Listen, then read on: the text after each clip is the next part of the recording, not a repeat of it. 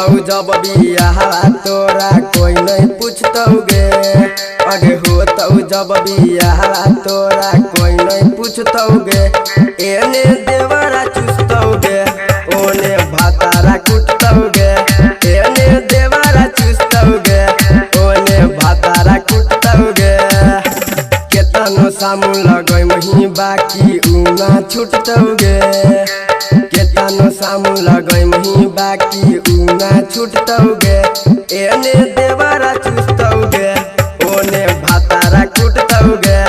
एने देवरा चुस्तौ गे ओने भातारा कुटतौ गे।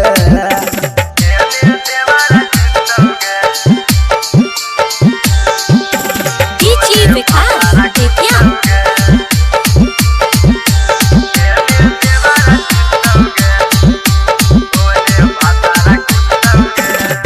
मिलत भातार छौरी तोर लत खोर गे। जय मोहि ससुरा बात कर दे मही जोर गे। मिलत भातार छौरी तोर लत खोर गे। जय मोहि ससुरा बात कर दे मही जोर गे।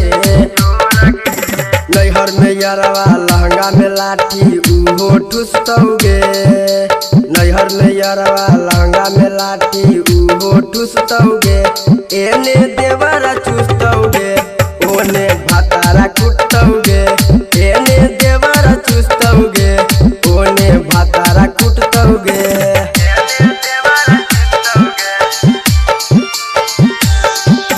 डीजे विकास बेतिया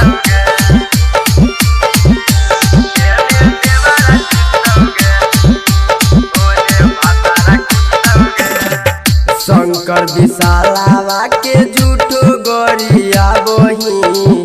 अंकिता बाबू के ई अपन तू बना बही।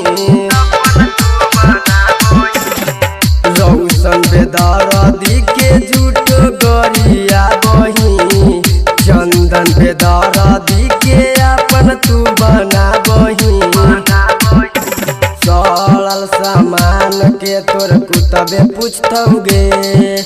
सड़ल सामान के तोर कुतबे पूछतौ गे। एने देवरा चुस्तौ गे ओने भातारा कुटतौ गे। एने देवरा चुस्तौ गे ओने भातारा कुटतौ गे।